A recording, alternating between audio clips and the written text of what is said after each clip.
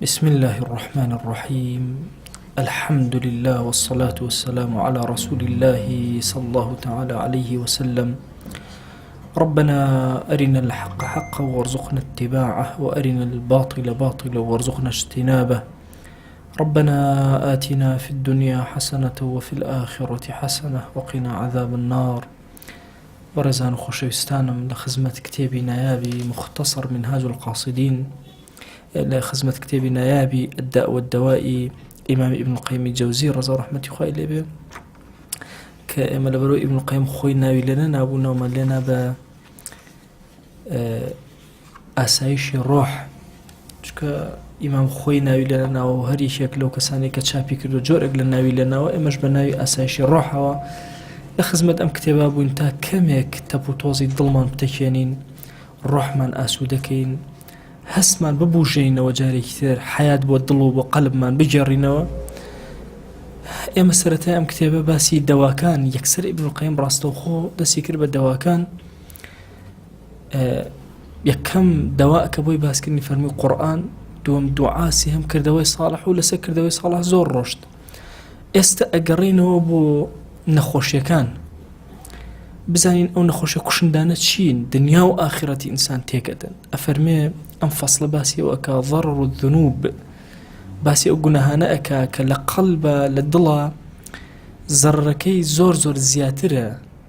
یعنی چۆن دڵی ئینسان، ڕۆحی ئینسان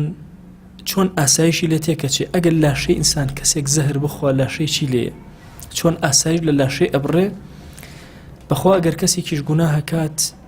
ئارامی لە حەیات و لە ڕۆحی ئەبڕێ. أفرمي فلنرجع إلى ما كنا فيه من ذكر دواء الداء الذي إن استمر أفسد دنيا العبد وآخرته. باب قرينوا سر أوشتيكوا يا ميتين باسي دواء أو نخوش يبكين ك أجر بيته مستمر به بخوا الدنيا عبد تيكدا والله آخرتي شي لدسدا. ممكن إنسان توجي هلا به بلام إن استمر استمرار لسر هلا وقناه زور خطريكي قوري لحياة إنسان أوي كزرور اللي ربزان ريكا قناه كان عصياني خوا زرر زور أدا زر كيلا زهر ولا شزور زور زياترة شون جهرك هيانا زور كشنده هيانا كمتر قناه كان جابو شوازا باشا يكشر هي إمام ابن القيم فرمي شرك هي لدنيا لآخرته توشي إنسان بإلا هو كاركي قناه تاوانا كان نبي آدي سير كان كي دايكو بوكي إمي لبهشت هنا يدرو إلا مقر قناه نبو كهنا يدرو أو جواني وشيرينين وبهشت هاتنا وجيانيكي بر مينتو محنتو مصائبنا راحتي. آدي باسير كمزانين كي إبليس لنا ملكوتي آسمان كان فرياي ولعنتي ليكرد كيو أو كسيكوا صورتي دروي شيطاني ناشرين كرد مگر هموي أما قناه نبو. سبحان الله الشيطان چن ناشرين أفرمي باطني زهزو للاشي ناشرين در. يعني إنسان خواهي يقول لطفكي لقلها كردو مهما كان آثم بالدروي ناقوري. رواكن أم فلسفة ابن القيم زور فلسفة إيكي قوري خوا شاهدة أقر بيتو إنسان بقورا بهوي قناها كان والله هج إنسان جرأتنا أكر سيري إنسان يكترك لفرمايشتك ابن القيم فرميه كريشي لنعمت كان يخوا بسرمان وأويك قناه بوني نية والله أقر بوني هبويا سر زوية كستيا أجيا دوهميتيانا أجيا بوي أفرميه الشيطان كاتك أم سربيتشي خواي كر صورتي دروي تيكشو وقلنا الشيطان أو صورة ناشي نبو. يعني خواهي قول نمونا ما بو إهنته ولا باسي جهنم وداري جهنم. أفرمي طلعها كأنها رؤوس الشياطين، يعني وكو سري شيطان شون ناشرين أو داري كي ناشرين لنو جهنم. سري شيطان شونا فأمنا ما بيني ونازانين بلام ببي آيات كان قراء زي زور قبيح ناشرين. أفرمي باطني ابن القيم زور لو ناشرين ترى.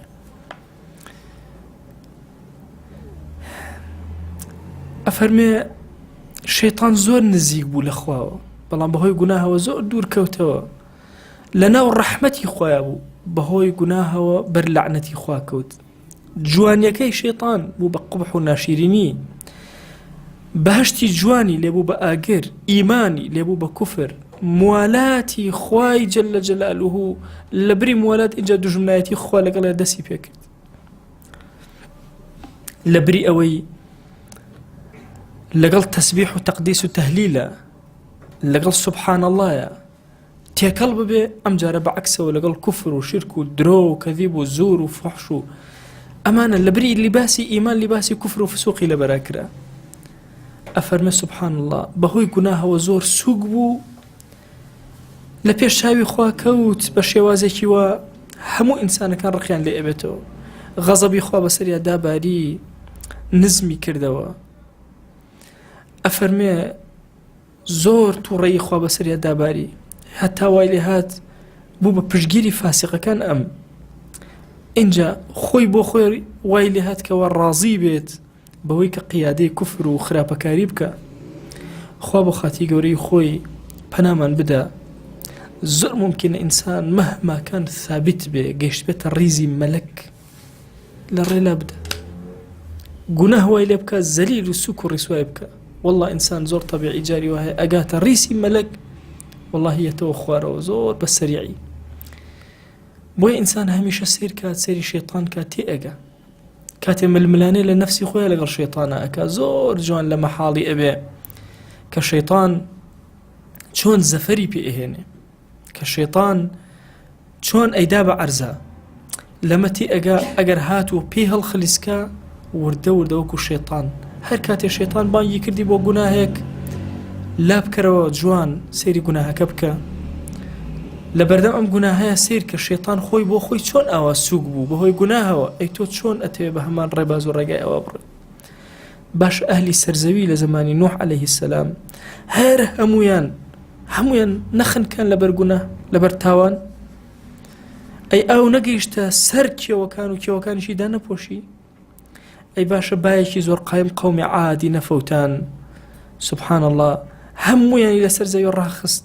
كأنهم أعجاز نخل خاوية، كأنما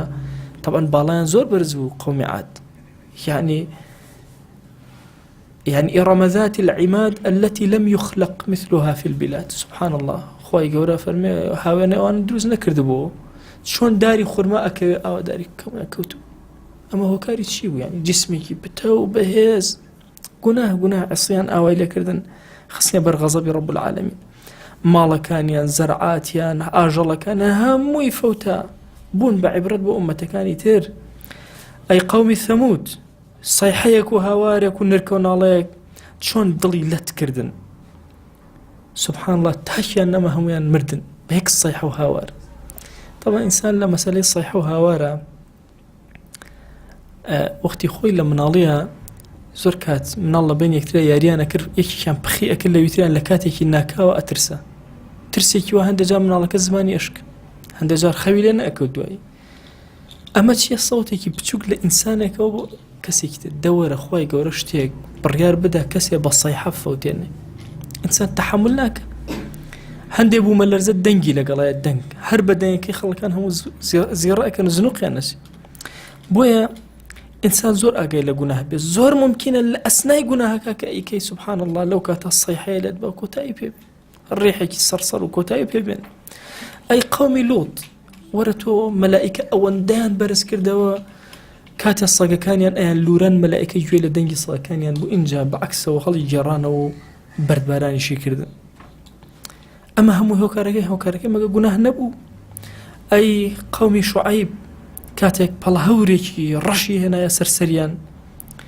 لە بری ئەوەی باران بارێ ئاگری داباران بەسەریان ئەو کۆتایی پێهێنا. دۆستێکم ماڵەکەی سوتا بوو، تەپەدۆر بوو، تەپەدۆر کەوتو بۆ خوارەوە بەسەریا. دوایی باسی ئەومانە کرد چۆن قەتەراتی ئەو ئینەیەتە خوارە وەر ئەگەر خوا غەزەب بگرێت لە قەومێک ئەوە قەتەرات لە بری باران ئەوە ئاگر بێتە خوارەوە بەسەر سەرتا. ئینسان بەرگەی چی ئەکرێ؟ قەومی فرعون مەگە غەرقی نەکردن بەهۆی تاوانەوە؟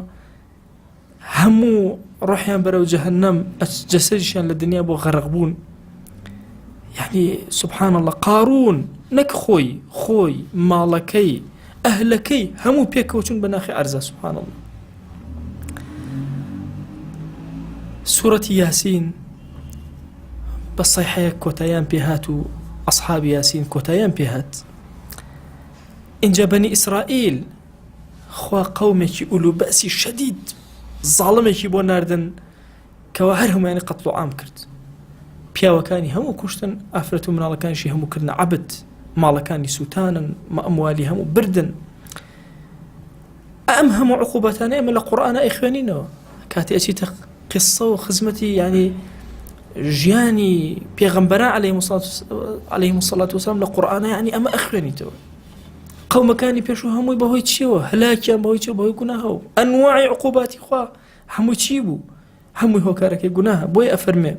وما الذي سلط عليهم أنواع العقوبات شي وايكر أم هم قومان أنواع عقوبات بسريان دابر جاري كشتن جاري كردن بعبد جاري مالكا والبون جاري مليكي ظالم جاري وهبو مسخي أكردن هالي سبحان الله يعني مسخ زور عجيب يعني خوا أكردن بميمون مروف خوا يقول بي كاتا ميمون هون عقوبة يبدأ مسخ عندك يعني سبحان الله بأقر بهرشي وسائل نفع إنسانيته سهواجي نفع إنسان أو جي نفع أقرجي سبحان الله بوانا إفوتان أفرمي وإذ تأذن ربك ليبعثن عليهم إلى يوم القيامة من يسومهم سوء العذاب حتى هالروج قيامت خواهي قوري إذن داك هر بين كسيك بسري أنا زال أبي عقوبة بخراب تنجر عقوبة أنا أدا إمام أحمد ومن أجرته لفرما اشتكاك أفرما كاتي قبروس فتح كرا فرق بين أهلها فبكى بعضهم إلى بعض أفرما كاتي جيا كرانوا دسيان كربا قريان لو كاتا أفرما أبا الدرداء بنيك لها ولاني بيغمريان صلى الله عليه وسلم عبد الرحمن كور الجبير كور النفير ومن أجرته أفرما بينين بتاقي تنادارشتو أقريا على وتماي أبا الدرداء كورا لم رجع مسر كوت ما بدا سيانا وتوبو أجري فرموي ويحك يا جبير هوار بوتو أي جبير ما أهون الخلق على الله إذا أضاعوا أمره والله إنسان زور نزم اللي بيشاي خوايا كاتك أمريكاني خوا جيبا جيناك كورا أما أمتي كي زور بهيزبون زور توانابون ملكي كي زور ينهبو وازيان لفرمايشتكاني خواه هنا أئس أوان لها تو كليكيان أكينوهم يدسكن بقريان أولا ضعيف ولا وازبون علي كوري جاءت أفرمي شعبي كوري عمر بوي جرائم نتوكا جويل أبا البختري وفرموي بيغمريان صلى الله عليه وسلم بيوتم خلقانك بيان وتم كخوان جوين لبيغمري خواه صلى الله عليه وسلم فرمويتي لن يهلك الناس حتى يعذروا من أنفسهم سبحان الله بهيش شوازك خلقي تياناتن حتى وكوان ليكوا عذر بو نفسي خوان اهنم طبعا اقا انسان قد عذر لقناهي خويا بو خوي نهنته والله اخذ جوك وإليهات واخ خلقهم يقناها كاتو من يجبوي اي كمو او عزان لا يخوى هيتشي قبلني انساني مسلمان بزور هوشيار بي لو مسألة قناه تاوان عصيانات تيانا كيوه والله جاري وهيا او نعذر بو خوتيني تو خوت او اكي پێدوایە کوڕ ئینشاءالله خوا عەفوومەکە دەی ئەوە گوناهی دووەم سێهەم چوارەم پێنجەم کاتێک ئەزانی خوا بە هیلاکتە ئەبە ئەگەر تەوبە نەکەیت و نەگەڕێیتەوە سەلەمە فەرمووی گوێم لە پێغەمبەر گیان بوو صلی الله عليه وسلم فەرمووی هەر قەومێک بە ئاشکرا گوناهیان کرد إذا ظهرت المعاصي في أمتي عمهم الله بعذاب من عنده هەر کاتێک قەومەکە و گەلەکەی من بە ئاشکرا گوناهیان کرد خوا عقوبەی هەر هەموویان دەدا ئەسێ وەتۆ سێرکەن وا تەسەوەر بکە گوناه هەر ئەوەیە وەڵا بڵێ وەڵا كسك أول سرجادة زنا أكايتر أو جناح فعنا والله درو خيانتي بازار غيبة كد بو مجاهرة بقولنا غيبة مجاهرة نية بقولنا أو تصور هر هم من فرم مجالس من زور مجال شانازي شي بيوكن كغيبة يكتركين أجر خلتي كيش هبي غيبة نكا إلا عمهم الله بعذاب خوا أو عذابي كيد أم عصيانة أو ما دام بأشكر أكره هر هم من توشكا أفرمي وتم أي بيغمبريان صلى الله عليه وسلم لو رجع خلقي صالحنين خلقي يقنين خوا نازبن قال بلى بر والله هن أي شون خوا عقوبيان أداؤها فرمو يصيبهم ما أصاب الناس ثم يصيرون إلى مغفرة من الله ورضوان والله أوانش صالحة كانش أفوتن والله مدواي خوا يقول يا خاطر جير المغفرة وعفو إخوانه أيان بخشي وليان راضي أبي كابو أجر عذاب هات خوا عقوبەیدان بەهۆی تاوانەوە والله صالح و طالح من تێ ئەفوتی. يعني ما تصور نكين أو نكبات ونارحت يعني كبسر خلقي مسلمان يك لدوا يك لا هكاركي كناهانك أشكرا. محمد غزالي مقابلة كم خير دوزور إسفادة من يكرد أفرمي سيري جناها كان الصحوي إسلامي مكرد أفرمي لها مو عالمي إسلامية همان جناه تكرار أبونا مثلا غيبة الله لا مصر لا عراق لا يمن لا هرشويني سر زي يصير تكر أي أو جناها هي جماني خرابة يكثر بردن سبحان الله لا هرام ويا هي أي مسألة جماني خراب بيكثر بردن تو تصورك إما هميشه بدو عيب يكثر أقرن جماني خراب بيكثر أبين يعني بيمان وايا أجر كسك هاتو حلايك شتيشي كرد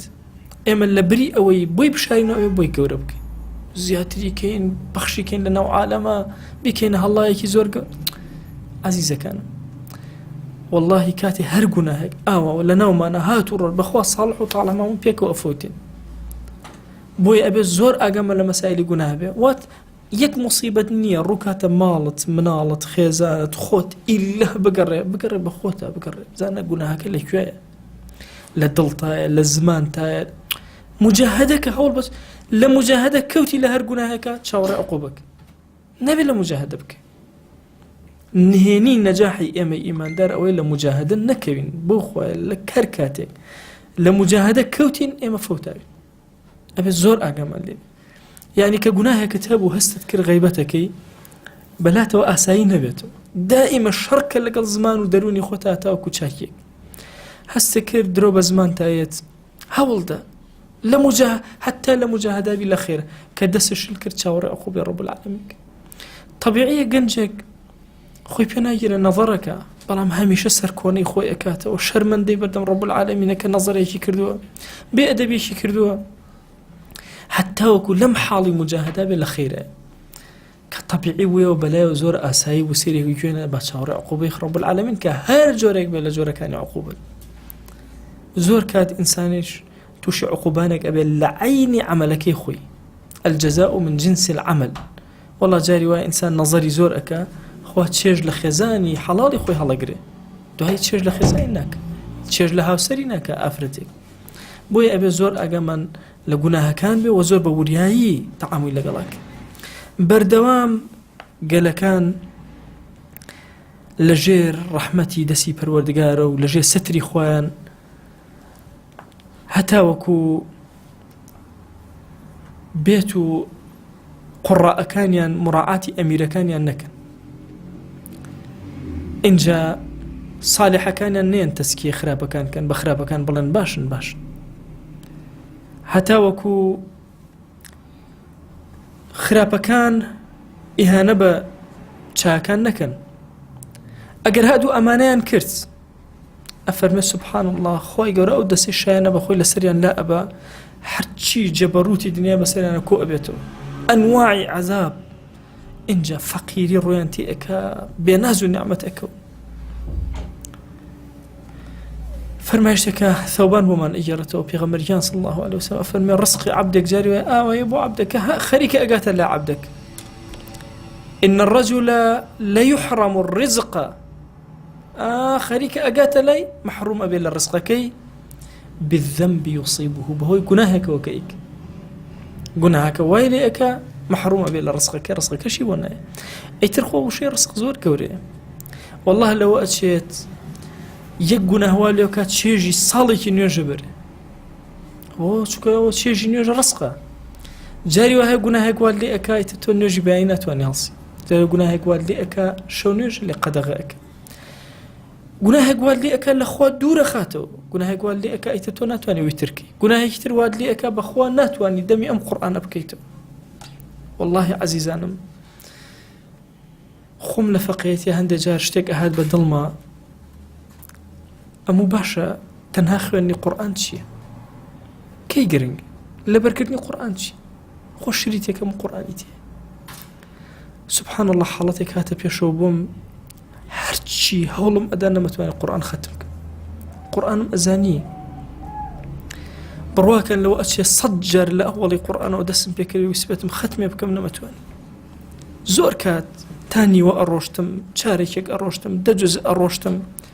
سبحان الله شتێکە هاتە پێشەوە کە من نەتوانم ئەو ختمە تەواو زۆر هەوڵمە هیچ یعنی هۆکارێکیشم نەئەبینی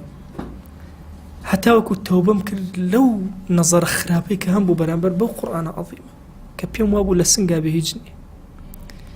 والله چون هینێکی قورئانم کڕی تەختەیەکی قورئان لەسەری دام ئەنا هەموو جارێ لە نوێژەکانە لە گوندی وێنە بووم ئەو کاتە مەلاوم ئەم خوێن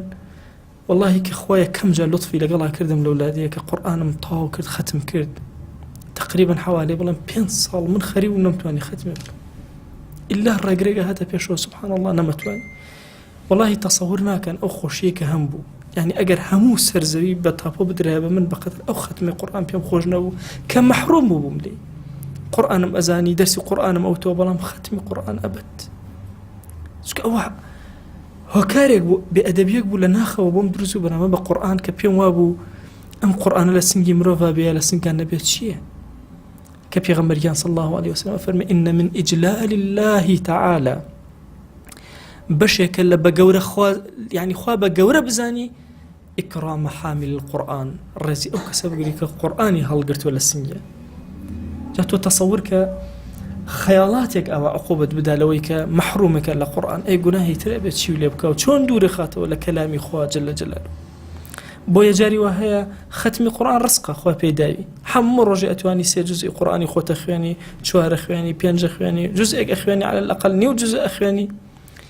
ذکری شەوت هەیە لە قورئانە ذکری ڕۆژت هەیە لە قورئانە محرومە بیلی وهي گوناهێکەوە بۆیە ئینسان ئەبێ زۆر ئاگای لێبێ بەڕاستی گوناهەکان کارێکی پێ نەکەن بیفوتێن پێغەمبەریان صلی الله عليه وسلم ڕۆژێ لە خزمەت ئەصحابە دانیشتە بوو فەرمووی ئەترسم هەموو گەلان ئاوە کۆبنەوە لە دەورتان چۆن کۆمەڵە کەسی برسی قەسعەیە خواردن دانێن و هەموو پەلاماری ئەدەن بێنە پێشاوی خۆتان 10 کەسی برسی قسەیەکی گەورە سینێکی گەورە خواردن دانرابێ لە بەردەمیانە چۆن نانەخۆن و پەلامار ئەدەن ئەفەرمێ نزیکە يوشك أن تتداعى عليكم الأمم من كل أفق نزيكا لهم لايكوا دشمنان هيرشتان بوبينن كما تتداعى الأكلة على قصعتها شون كسب خوركان بلاماري شي أدن قصعي خوارنا كان أدن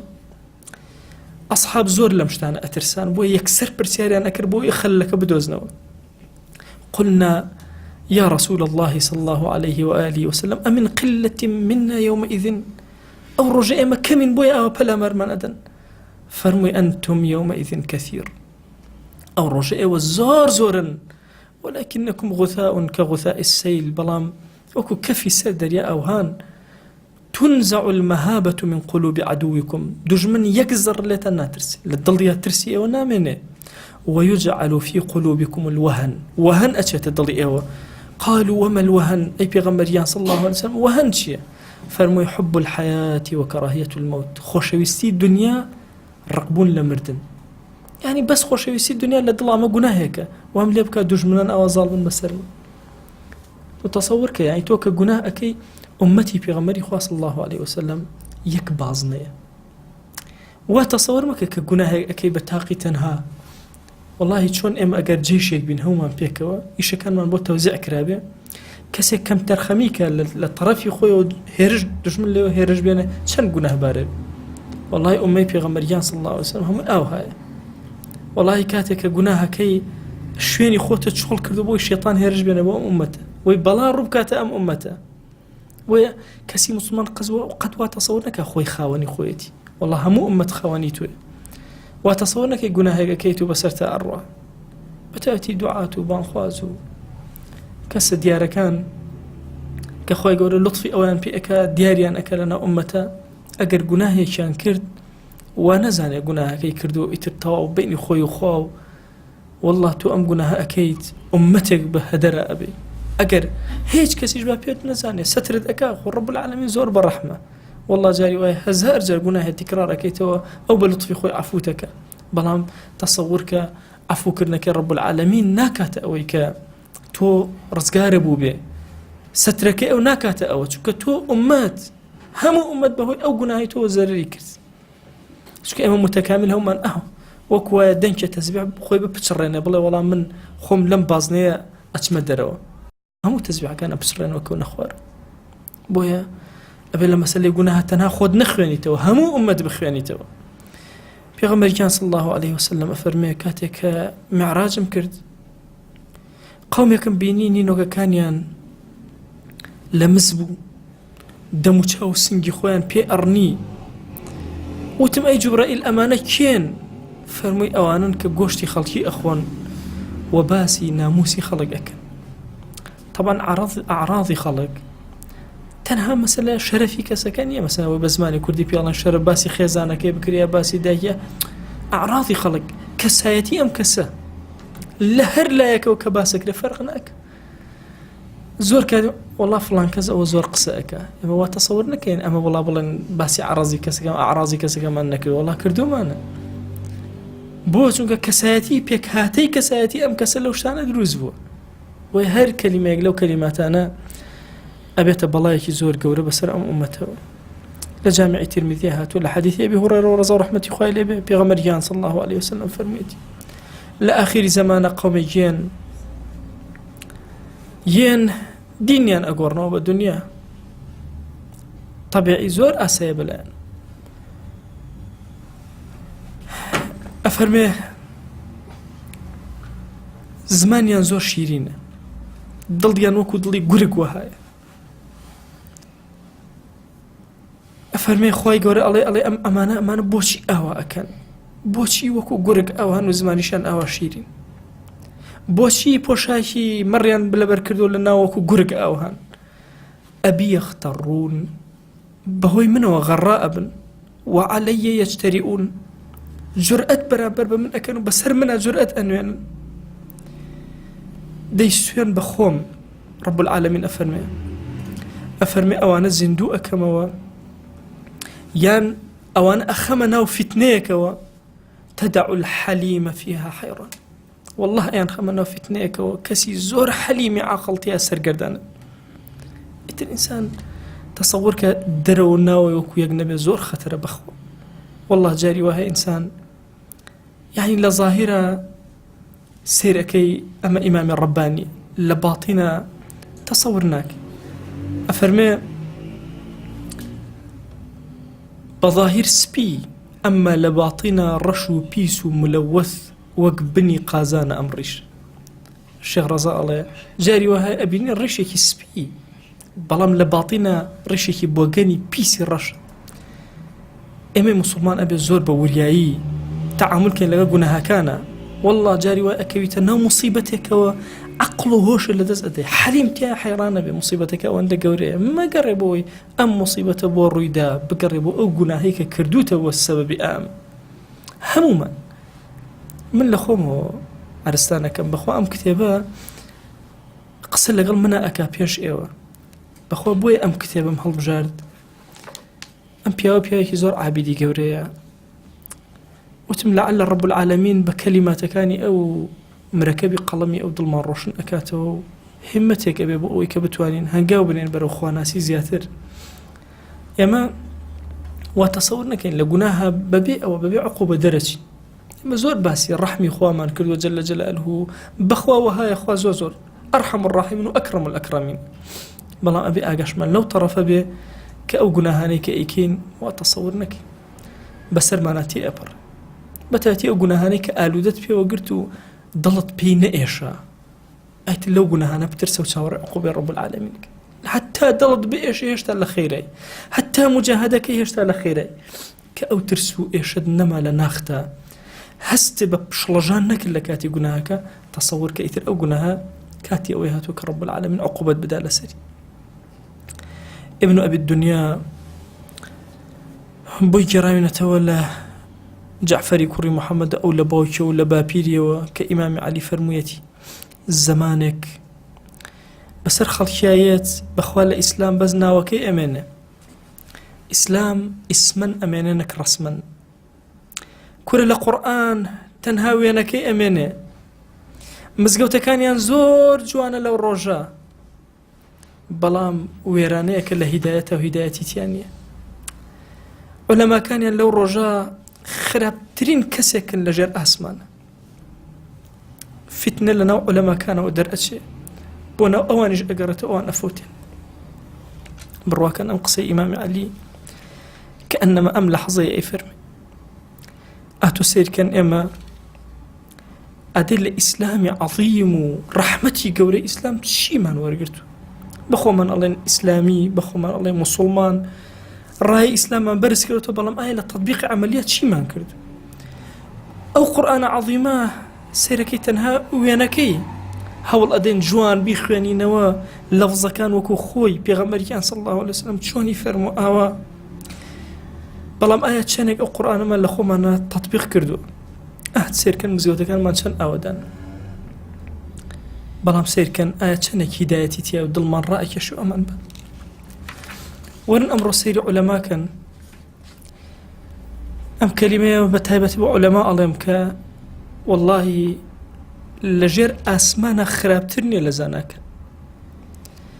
وەڵڵاهی فتنە لەوانەوە سەرچاوە ئەگرێ، بەخوا ئەگەڕێتەوە بۆ ناخی خۆشیان ئەگەر تەوبە نەکەن و نەگەڕێن.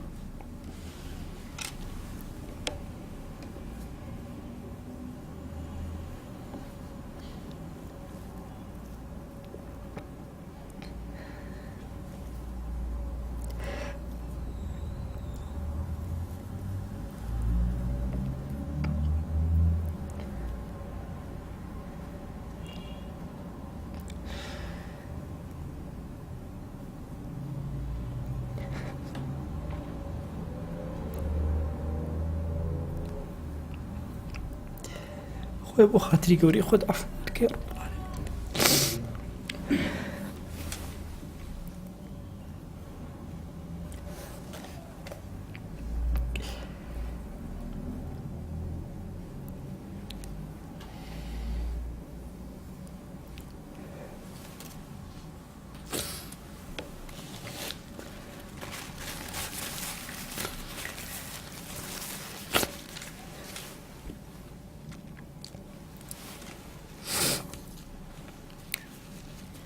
داواکەن لە ذاتی پاکی پەروەردگار و لێ ئەپاڕێنەوە لێ ئەلاڵێنەوە. یا ڕەبی خۆیە بە خاتی گەورەی خۆت عەفومان کە، تو خاتری گەورەی خۆت خۆیە بەزەی خۆت بەسەرمانە ببارێن، لێمان خۆش بە یا ئەکرەم الئەکرەمین. یا ڕەبی خۆیە ڕەحم بە عولەمای ئومەتی پێغەمبەری خۆ بکە صلی الله علیه وسلم. تو گەورەی خۆت لە فتنە بیان پارێزە یا ئەکرەم الئەکرەمین. یا ڕەبی خۆیە داوا لێ ئەکەین ئەو گوناهانەی کە بە ئاشکرا کردومان و شەرممان لە تۆ نەکردو، خۆیە عەفومان کە یا ڕەب العالەمین. خۆیە ئەو گوناهانەی بە پەنهار کردومان عەفومان کە یا ڕەب العالەمین. خۆیە بۆ خاتی گەورەی خۆت لە گوناهی دایک و باوکمان وبورە، لە گوناهی برا و خوشەکانمان وبورە، لە گوناهی ڕەفیق و هاوڵ و دۆست و عەزیزانمان وبورە، لە گوناهی خێزان و مناڵمان وبورە. تو گەورەی خۆت لە گوناهی مامۆسا و قوتابیمان وبورە. یا ڕەبی خۆیە داوا لێ ئەکەین بە ناوی جوانت بە سیفەتی بەرزە بە ئیسمی عەظەمت، خۆیە عەفومان کە بۆ خاتی ناو جوانەکانی خۆت. یا ڕەبی خۆیە هیدایەتی گەنجەکانمان بدە، تو گەورەی خۆت تووشی گومڕاییمان مەکە، مزگەوتەکانمان ئاوادان کەرەوە بە خوا ناسی، خۆیە دڵەکانمان ئاوادان کەرەوە بە خوا ناسی. یا ڕەبی خۆیە گیان ئاسایش بۆ دڵەکانمان بگێڕەوە، ئاسایش بۆ مزگەوتەکانمان بگێڕەوە،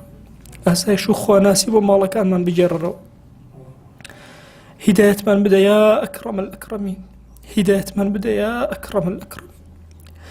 نێوچەوان من بگرە بۆ خەیر یا ئەکرەم الئەکرەمین. خۆیە بەزەی خۆت بەسەرمانە بارێن، عەفومان کە یا ئەکرەم الئەکرەمین.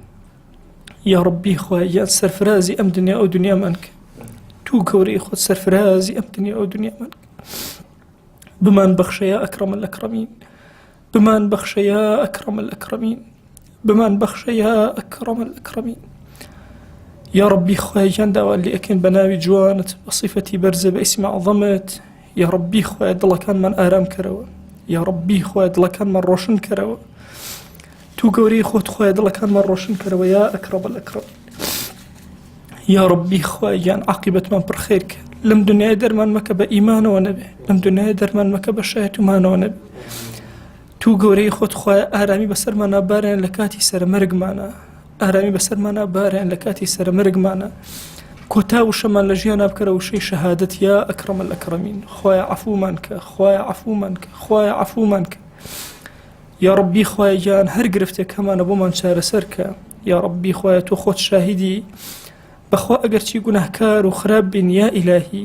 بەخوا ئەم دەستی دوعایانە بۆ تۆ نەبێ بەرز ناکەینەوە بەخوا ڕکوع لە بەردەم تۆیان نەبێ نایبین بەخوا سوژدە لە بەردەم تۆیان نەبێ نایبین دەیا ڕبی خوایە داوات لێ ئەکەین بە ناوی جوانت بە صیفەتی بەرزە بە ئیسمی عەظەمت خوایە هەر کەم و کوڕێکمان هەیە لە ژیانە بۆمان چارەسەرکە ئەومان بێ حاڵ و ماڵە ماڵداریکە ئەومان بێ مناڵە مناڵی پێ عەتاکە ئەومان بە مناڵە مناڵی ساڵحکە ئەومان کەم ڕزقی حەڵاڵی زیادکە ئەومان پەروەردگارە داوات لێ ئەکەن ڕزقی سوارە ڕزقی حەڵاڵی زیادکە پەروەردگارە ئەومان ڕزقی زیاترە پەروەردگارە داوات لێ ئەکەین سەخاوت لە دڵیا دروستکە یا ڕبی خوایە داوات لێ ئەکەین بە گەورەی خۆت خوایە ئەومان لە گوناهەوە گەوزاوە تو گەورەی خۆت ڕزگاریکە خۆی ڕزگارمان کە لە گوناهەکان تو گەورەی خۆت زمانمان دڵمان چاومان دەستمان پاکەرەوە لە گوناهەکان یا ئەکرەم الئەکرەمین خوایە عەفومان کە خوایە عەفومان کە خوایە عەفومان کە یا ئەکرەم الئەکرەمین تووشی فیتنەمان مەکە یا رب العالمین خوایە پەنا ئەگرین بە تۆ لە فیتنەی ماڵ پەنا ئەگرین بە تۆ لە فیتنەی ئافرەت پەنا ئەگرین بە تۆ لە فیتنەی شەهوەت پەنا ئەگرین بە تۆ لە فیتنەی غەیبەت یا ربی خوایە پەنا ئەگرین بە تۆ لە شوبهات و شەهەوات خوایە پەنا ئەگرین بە تۆ لە فەقیری پەنا ئەگرین بە تۆ لە کوفر تو گەورەی خۆت ئەوەندە حەڵالمان پێ بدەرێ یا ربی خوایە ئەوەندە حەڵالمان پێ عەتا کە محتاجی حەرام نەبین یا ئەکرەم الئەکرەمین یا ربی خوای ئەمە زمانمان کولە لە دوعایە هەر چاکەیە پێغەمبەریان صلی الله عليه و آله وسلم داوای لێ کردو ئێمەش داوات لێ ئەکەین هەر خراپەیە ئەو خۆشەویستەمان پەنای پێگرتووی خوای ئەمەش پەنات پێئەگرین و پەنامان بدە یا ربی خوایە داوات لێ ئەکەین عەفومان کە تو گەورەی خۆت بەزەی و کەڕەمی خۆت بەسەرمانە ببارێنە لێمان خۆش بە یا ئەکرەم الئەکرەمین خوای ئەمە لەبەر خاتی تۆ لێرە کۆ ئەبینەوە لە خزمەت ئەم دەرسانە تو گەورەی خۆت خوای لێمان قبوڵ کە مەی دەرەوە بەسەرمانە پەنا ئەگرین بە تۆ لە ڕیا پەنا ئەگرین بە تۆ لە ڕیا پەنا ئەگرین بە تۆ لە تەکەبور یا ربی خوایان بۆ یەک چرکە سادمەمان دەرە دەستی خۆمان خۆ سەرپەرشتی کارەکانمان کە یا ئەکرەم الئەکرەمین یا ربی خوایان عەفو و عافیەت بەسەرمانە ببارێنە تو گەورەی خۆت خوایە تووشی نەخۆشە کوشندەکانمان مەکە یا ربی خوایە دڵ ئاراممان کە خوایە دڵ ئاراممان کە خوایە دڵ ئاراممان کە یا ئەکرەم الئەکرەمین یا ربی خوایان هیچ کاتێک سپاردە لای تۆ زایە نەبوو و زایە نابێ و خۆمان سپاردەی تۆ کرد ئیمانمان سپاردەی تۆ کرد ئەخلاق و ڕەوشمان سپاردەی تۆ کرد تاعەت و عەبدایەتیمان سپاردەی تۆ کرد یا ئەکرەم الئەکرەمین یا ربی خوایە قبوڵمان کە تو گەورەی خۆت قبوڵمان کە تو گەورەی خۆت قبوڵمان کە آمين آمين والحمد لله رب العالمين وصلى الله على سيدنا محمد وعلى آله وصحبه وسلم تسليما كثيرا أبدا إلى يوم الدين